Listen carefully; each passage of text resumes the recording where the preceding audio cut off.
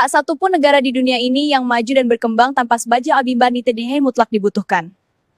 Terus kepala sekolah dalam korupsi biaya operasional sekolah banyak dilakukan berbagai cara, seolah-olah raja-raja kecil yang berkuasa di tempat. Pertama, tidak pernah dibentuk tim dana bos, dan tidak pernah diadakan rapat penyusunan rencana anggaran sekolah yang tertuang dalam laporan. Kita simak, kepala sekolah dan bendahara korupsi lebih dari 1 miliar sehingga dijadikan tersangka yang berakhir dipidana. Kamu pencuri bos sekolah, penghambat pendidikan di Indonesia. Siapa lo? Lepasin! Kamu saya buang ke laut!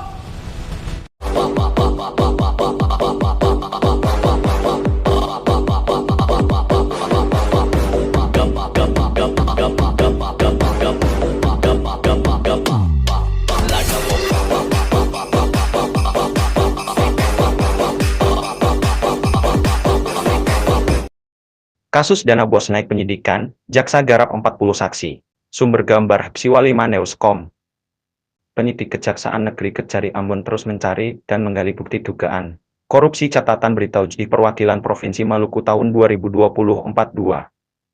Sampai dengan tahun 2023, namun dana bos yang masuk pada rekening sekolah-sekolah menengah pertama negeri 9 tersebut dilakukan proses pencairan anggaran oleh bendahara dan kepala sekolah yang kemudian anggaran tersebut dimasukkan ke dalam berangkas sekolah. Diduga dana itu dikelola sendiri oleh kepala sekolah dan bendahara, di mana kunci berangkas dipegang oleh kepala sekolah. Sedangkan nomor kode berangkas diketahui oleh bendahara.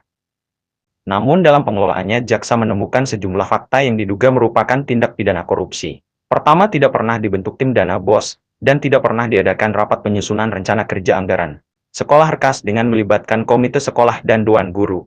Diduga RKAS dibuat sendiri oleh kepala sekolah, bendahara dengan dibantu oleh satu orang operator sekolah tanpa mendapat persetujuan komite sekolah dan dewan guru. RKAS yang dibuat tersebut tidak sesuai dengan laporan realisasi dan penggunaan anggaran, tidak sesuai dengan bukti-bukti pembelanjaan yang tertuang dalam laporan pertanggungjawaban.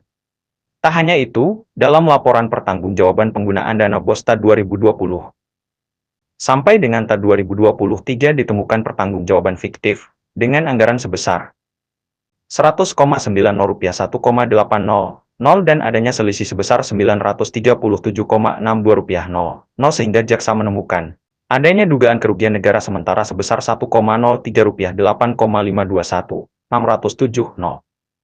Dari nilai kerugian sementara itu, akhirnya kasus tersebut dinaikkan statusnya dari penyelidikan ke tahap penyidikan. Selain itu, berdasarkan hasil ekspos penyelidik, sesuai dengan pasal seangka 2 Undang Nomor 8 Tahun 1981 tentang Kitab Undang-Undang Hukum Acara Pidana mengatur bahwa penyidikan adalah serangkaian tindakan penyidik untuk mencari serta mengumpulkan bukti guna membuat terang tentang tindak pidana yang terjadi sekaligus menemukan tersangkanya. Maka penyelidik telah bersepakat dan meningkatkan kasus tersebut ke tahap penyidikan. Sumber berita harian Psiwalima. Kasus dana bos naik penyidikan, jaksa garap 40 saksi, se-Agustus 2024.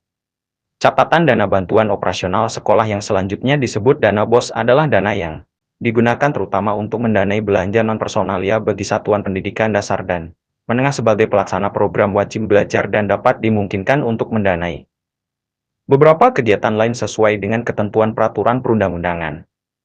Halaman tersebut diatur dalam pasal seangka 4, Peraturan Menteri Pendidikan, Kebudayaan, Riset, dan Teknologi, Republik Indonesia Nomor 2 Tahun 2022 tentang petunjuk teknis pengelolaan dana bantuan operasional penyelenggaraan pendidikan anak usia dini, bantuan operasional sekolah, dan bantuan operasional penyelenggaraan pendidikan kesetaraan. Adalah dana bos yang dialokasikan untuk membantu kebutuhan belanja operasional seluruh peserta didik pada satuan pendidikan dasar dan menengah.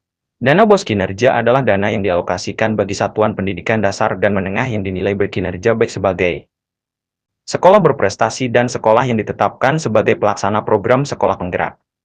Besaran alokasi dana bos reguler dihitung berdasarkan besaran satuan biaya dana bos reguler pada masing-masing daerah dikalikan dengan jumlah peserta didik.